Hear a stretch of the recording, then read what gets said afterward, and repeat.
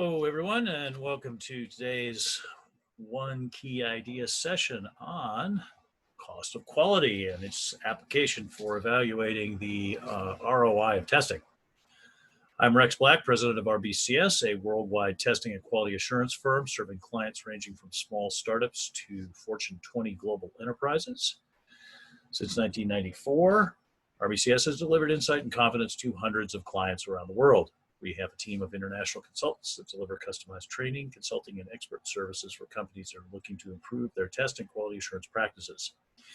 If you have any questions during the course of this brief webinar, you may submit them throughout the presentation via your webinar interface. But please note they will only be answered at the end. But since this will be quick, your wait will be short. All right, so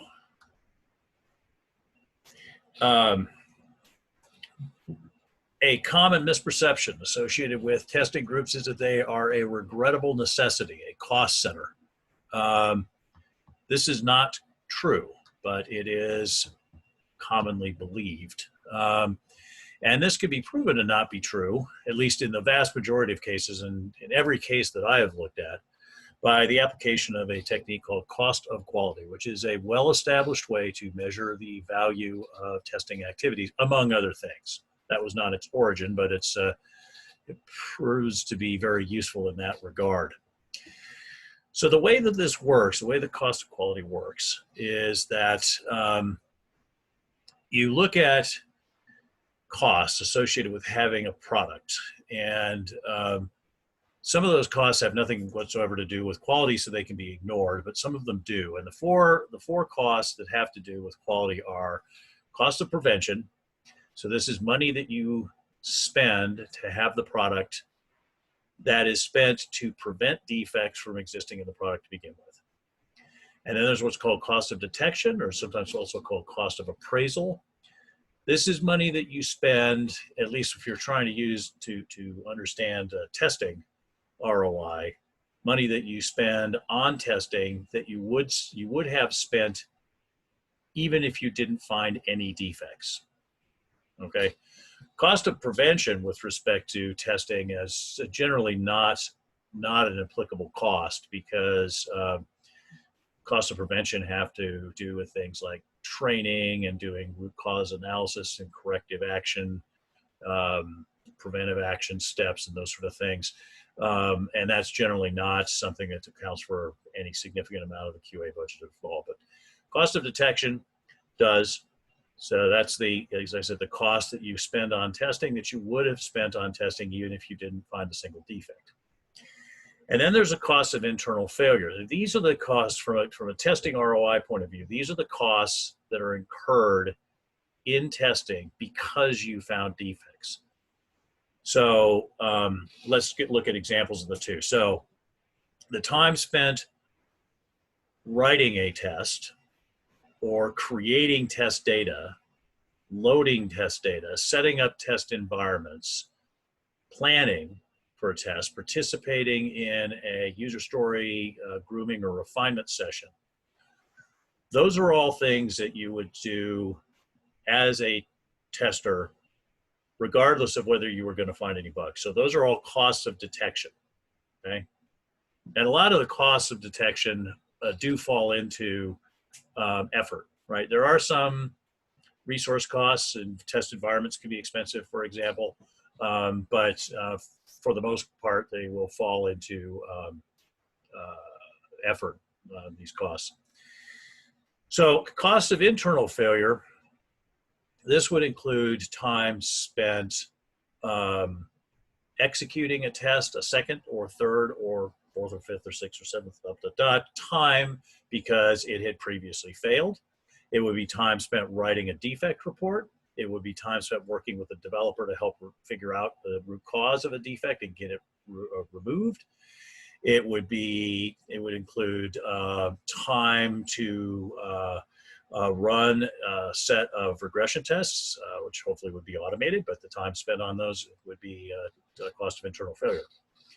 So if you would do it, whether you found a bug or not, it's a cost of detection. If you would do it only because you found bugs, it's a cost of internal failure. Now, the cost of external failure, these are the costs associated with defects that make it out into production. And so this includes not only the costs associated with rectifying the defect, but also, you know, other costs that may be associated with kind of cleaning up the mess. And a significant amount of your tech support team's time is generally going to be associated with costs of external failure, time they spend on the phone with customers who are calling up and customers or users talking about actual incidents that are not, you know, not misuse of the product, but yeah, it's actually broken. Those would be costs of internal failure.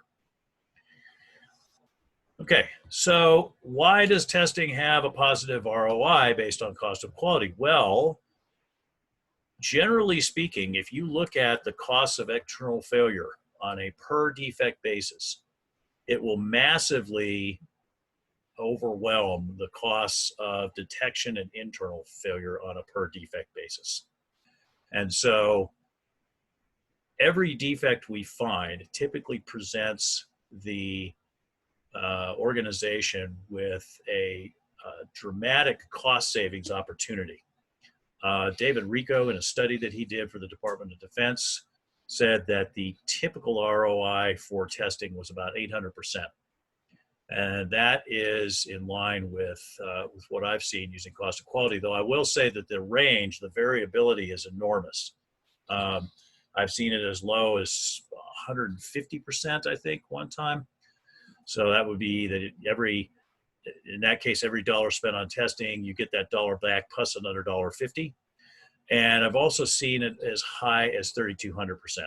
So every dollar spent on testing, you get that dollar back plus $32. As I said, I've never seen it be zero or negative using cost of quality. Now, I'm going to give you a brief run through an example of this so that you can see how this technique works for a particular project. If you look at this and say, hey, this is really cool, and I want to use this, I've got a link to a blog post down there. Back in the day when I used to spend time doing blog posts, which I have gotten out of the habit of, I'm afraid, because I'm just too busy.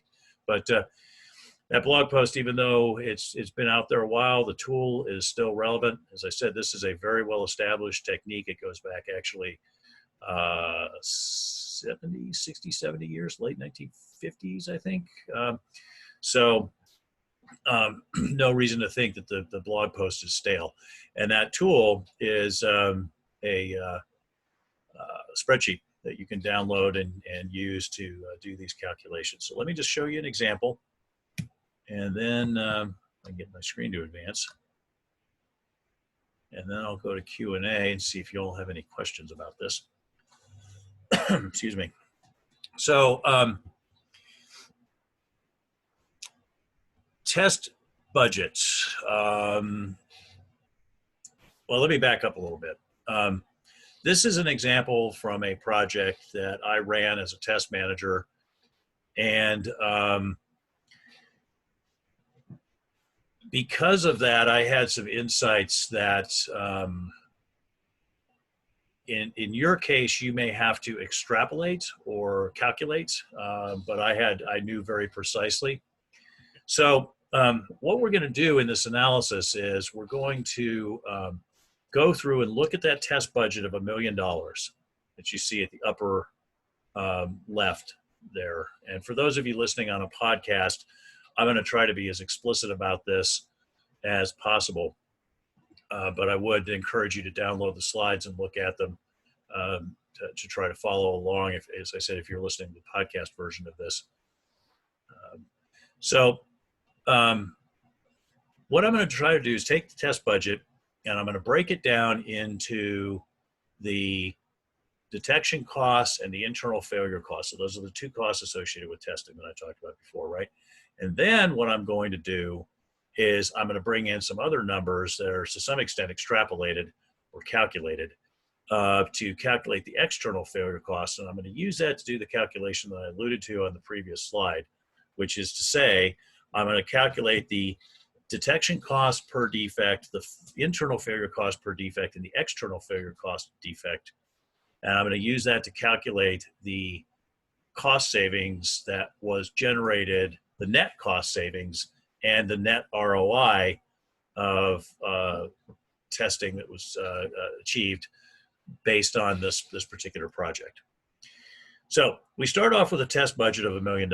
How do I know that? Well, because I ran the project, and that was the amount of money that was ultimately paid out by the client to my company to run this test project for them. Now, a significant percentage, 10% of that money went to creating things that would have future value. So there's a lot of money invested in setting up environments and automating the environments. Excuse me, sorry about that. Automating tests and that sort of thing. The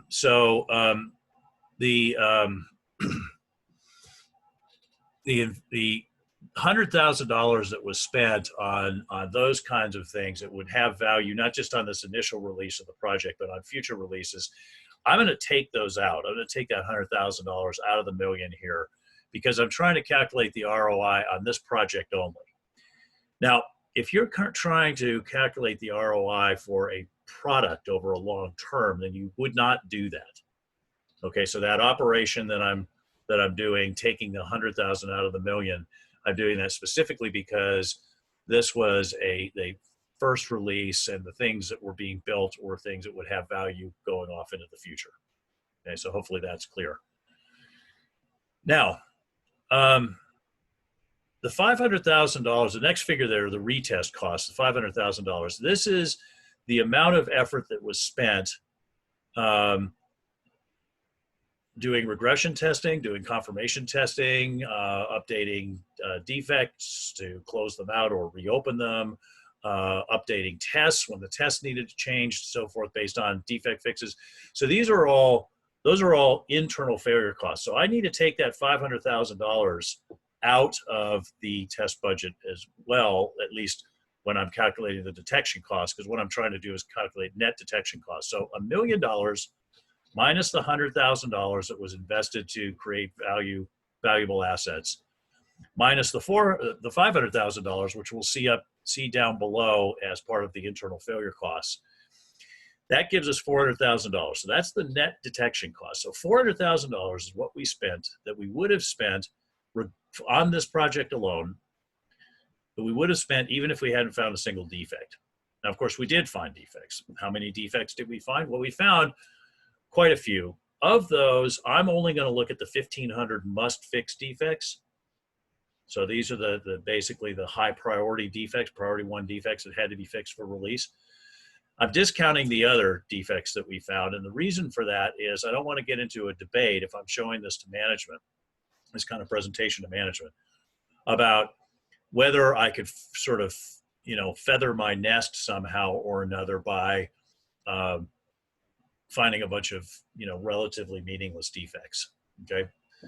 So if I take 400,000 and I divide it by 1,500, I get 267. So that is the detection cost per bug or per defect, right?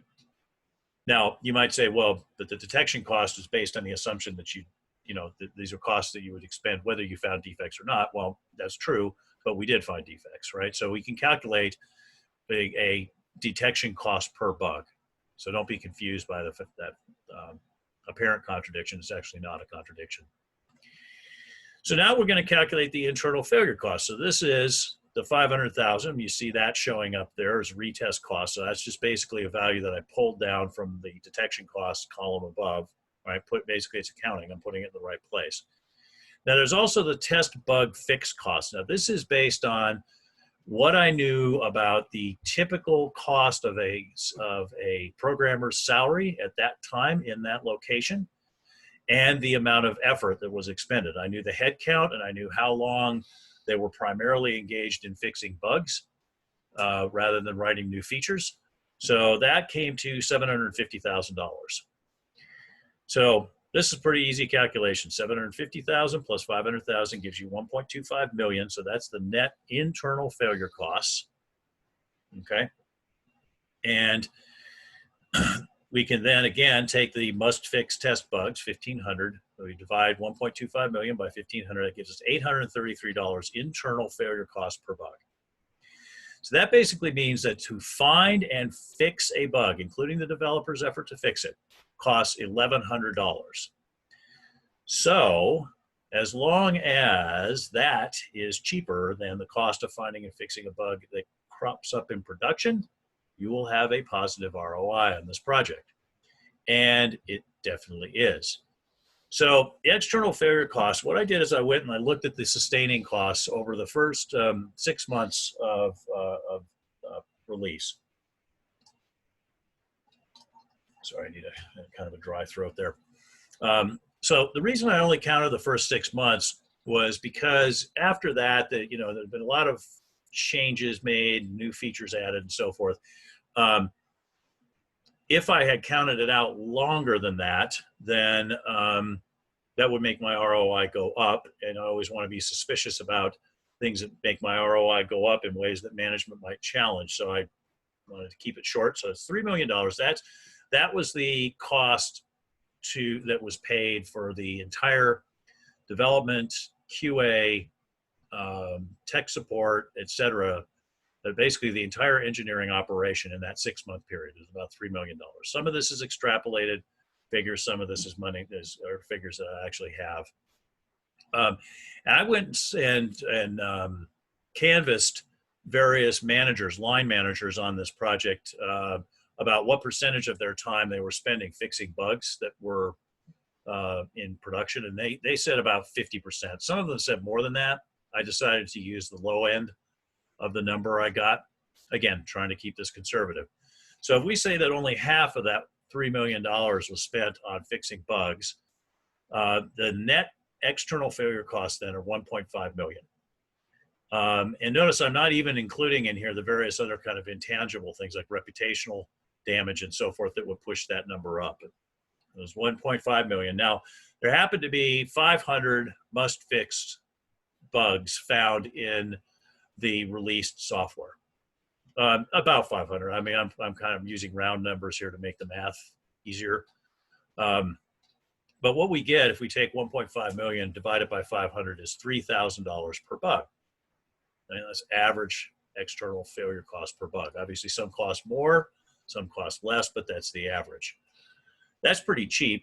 I've run into clients where their calculations of the external failure cost per bug was in the tens of thousands, and in some cases, 100,000-ish dollars. I had a colleague tell me that he did a study like this for a bank in the UK, and it was 100,000 pounds was their average cost of a failure in production. So let's calculate the return on investment. We know it's positive now because 3,000 minus 1,100 is 1,900. So that's the money that was saved per bug. So you see that figure there in the return on investment quadrant. So, and we know that there were 1,500 must-fix bugs found. That's the other figure we see there. So if we just multiply those two together, then the net benefit of testing was $2.85 million. So in other words, if all 1,500 of those bugs had gone out into production, the cost at $3,000 per bug over the cost at $1,100 per bug, it would have cost them an additional $2.85 million to detect and remove those bugs, to say nothing of the massive reputational damage of putting something out there that has 1,500 bugs as opposed to 500, or actually not 1,500, sorry, 2,000, 1,500 plus 500. So now I want to calculate my net, my ROI. And so to do that, and anytime you were going to calculate the return on investment, you take the net benefit of the investment and divide it by the cost of the investment, what the investment was. So I take 2.5 million, I divide it by 400,000. That gives me 713%, slightly below Rico's figure, notice. Now, you might say, well, wait a minute, that's not the right math. You should divide it by the million because that was what it was actually spent. But I would say, I would push back on that a bit and say, well, why should I be penalized in my ROI calculation for the costs of internal failure, since those were 100% associated with mistakes that were made by the development team? But, if you feel like, you're going to get a lot of pushback on that, you need to do the math both ways, right? I mean, my ROI is only 285% if I divide by a million. 285%. Anybody getting that in the stock market lately?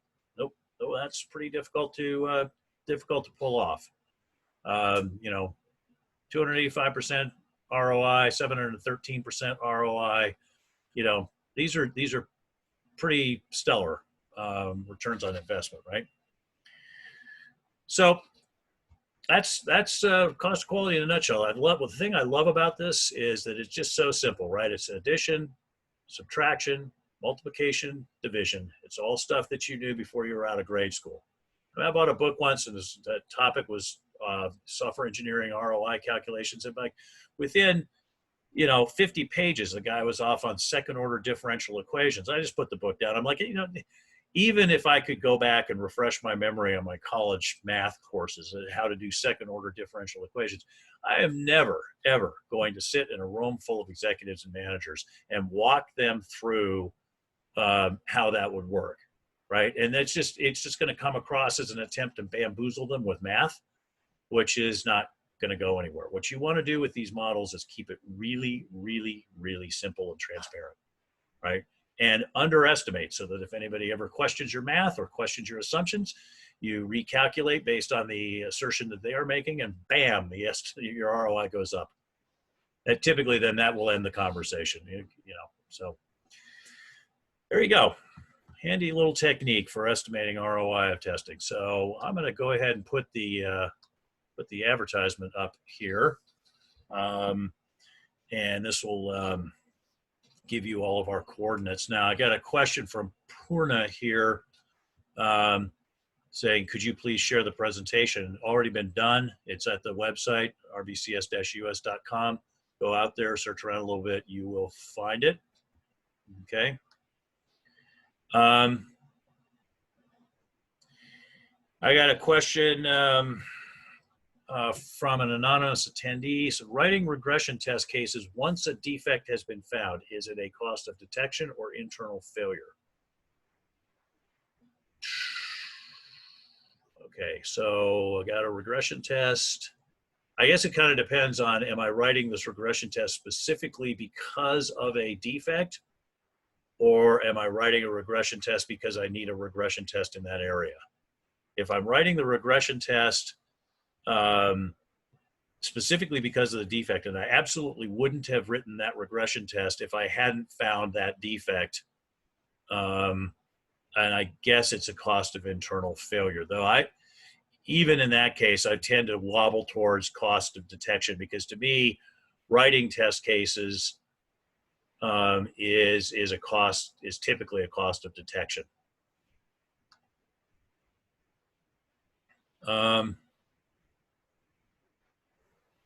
So another question from Purna here. How can we show as a quality manager that because of process improvements and multiple specific cycles of execution, we have saved cost and increased quality? Okay. So now you bring me to an interesting point with this. What can I do with this metric? I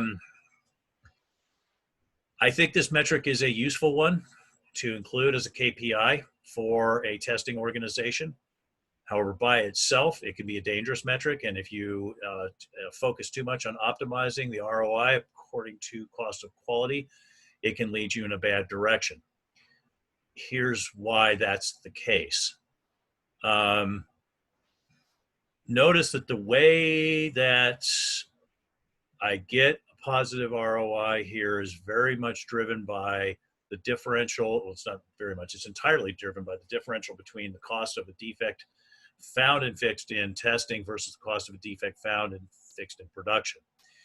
So notice that as the number of defects goes down in terms of the defects found in testing, this ROI may move in the quote unquote wrong direction, right? Because you are spending more per bug found, right? But of course, it's actually moving in the right direction organizationally speaking. So when you participate in an ongoing shift left endeavor within your organization, and once you successfully shift discovery of defects left, and you're finding fewer and fewer defects, you will tend to see this metric go down. Your ROI will go down, and they need to make sure that people expect that they understand that. Other important metrics to include to kind of have some balance here would be your defect detection effectiveness, right? So that's the how many defects get past you. Now, I'll point out, if you think about the numbers I showed you, my defect detection effectiveness on that project was actually pretty low. I found 1,500 out of 2,000 defects that were apparently present in the product at the time of release. That's only 75% defect detection effectiveness. That's not very good. Average is 85%. Why was my defect detection effectiveness so low? Because there were so many bugs. There were just a lot of bugs in that product. And so this is typically what you'll see, is that when there's a lot of bugs, your ROI measured according to cost of quality will tend to go up, but your defect detection effectiveness will tend to go down. So what you want to do is set targets there and make sure that you're being intelligent. In that situation, if I run that as a long-term organization, I would have focused on increasing DDE to at least get it to 85%, though typically I'm going to want more like a 90% range, especially for the priority 1 defects, which is what we were calculating there. 90 to 95% is really where I'm going to want to be.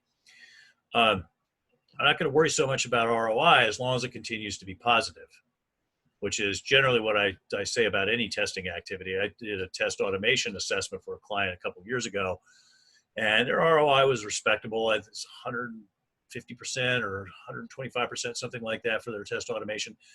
And the manager's like, "Oh, are we doing it right? Well, should we getting more back? What's the right number?" I said, "Look, man, any number with a plus sign in front of it is a right number when it comes to testing. You're able to prove that you're not just breaking even, you're saving the company money, in addition to all of the intangible benefits that you are providing, then that really ought to be the end of the discussion." Oh, let's see what else we got here. Lorna says, "Thank you for one of my answers," so that's great. You are welcome, Lorna. Colin asks, "How do we get the cost figures in our own company?" Okay, so you notice that some of those numbers I had and some of those numbers I extrapolated or projected, right? So if you look at headcount, and if you go out to like salary.com, you will be able to estimate, based on the typical hourly salary of a software engineer in your particular region, you'll be able to estimate those cost figures pretty close. And that actually is probably what you would want to do in most cases, rather than use actual numbers, because it's very sensitive within organizations to use numbers that could in any sense be used to reverse engineer people's salaries. So I would recommend just going out and using headcount numbers. If you want to try to look at tangible assets, physical assets, the value of test environments, and those sort of things, you can try to do that as well. The trouble is, if you get too caught up in that, then you're like, okay, well, what's the value of the production environment, and what's the value of production downtime and test environment, and you start to get off into some wonky math. And then you're going to have a bunch of assumptions that you're going to have to explain if you're going to put this presentation in front of management. And all you got to do is screw one of those things up, and your credibility will just evaporate on this whole thing, right? And people will walk away from that going, "Yeah, that was a bunch of smoke and mirrors, and then the ROI is probably negative." So I would say just keep this super simple kind of thing you want to be able to explain to a manager. And well, you saw I was able to explain the example in 5 minutes. So that's the kind of thing you want to be able to do. Walk people through. And now and also, of course, look for the right time to make this pitch. All right. So Colin says, thumbs up. Thanks, Rex. You are certainly welcome, Colin. Purna's got a follow-up question. Do you have any example template for showing the QA savings and increasing quality? If yes, could you please share? Yeah, go back to the link that I showed earlier. In fact, let me see if I can't do this.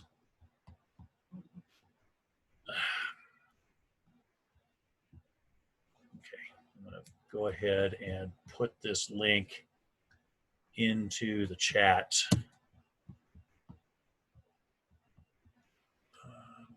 And that, by the way, is my house in the background, and that's my foot bottom there. If you're wondering what you're seeing.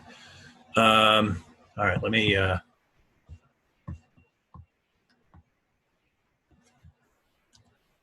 Okay, so I just sent that out as an answer, and I'm also going to put it in the chat and send that out to everybody. So now you will have that. All right. So another question from Purna, who is a very curious fellow. Thank you for all the good questions. Obviously paying a lot of attention here. How often as a quality manager do I have to report the cost of quality? So kind of to what I said earlier, I would tend to have this as one of my KPIs that I look at. So however often you report your KPIs, quarterly or something like that, say. Now the example that I showed, it was on a project basis. Again, you're probably going to want to do this on a per product or just as the overall QA organization basis. So, you're going to have to tweak this a little bit. The example I gave is a little different than what you're trying to do, but, I'd say like quarterly or so be a good answer. And I get a thank you, sir, again from Purna. Well, thank you for the good questions. Final question from Purna. Could you please explain more of future value of assets? So again, in your situation, Purna, you would not be pulling the future value of assets out of the calculation. You would be using the overall calculation. So regardless of whether people spent time, say, creating a fancy test automation infrastructure that was going to be used primarily on future releases, that's still a cost of detection, and you would just include it as such. So this calculation would be a little bit cleaner. This calculation would be a little bit cleaner if I didn't pull the future value of assets out, and then it would have bumped the net detection costs up to 500,000, just like the retest costs were 500,000. So that would have pushed my ROI down a little bit, but not enough to really matter. You can rerun the math when you go out and download that spreadsheet, that link I just showed you. All right, so we ran a little long. These one key ideas are supposed to be about 30 minutes or so forth, but Purna says, yes, sir. Yeah, I was pretty confident, Purna, that you were going to be going to that link like right after you got off of here to follow up further. So enjoy. So I want to thank everybody for joining. We ran a little long, but we had good questions. So, I like to go long when we got questions and didn't lose a lot of listeners. So that's good.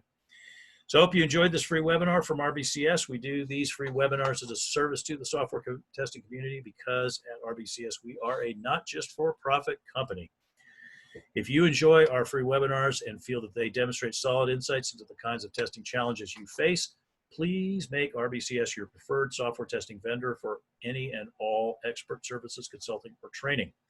We are happy to provide a quote for any such help you may need. Contact us as shown here, info@rbcs-us.com. Thanks for all the good questions and good interaction, and I hope you learned something valuable today, and we'll take that back to your work and put it to use. See you next time.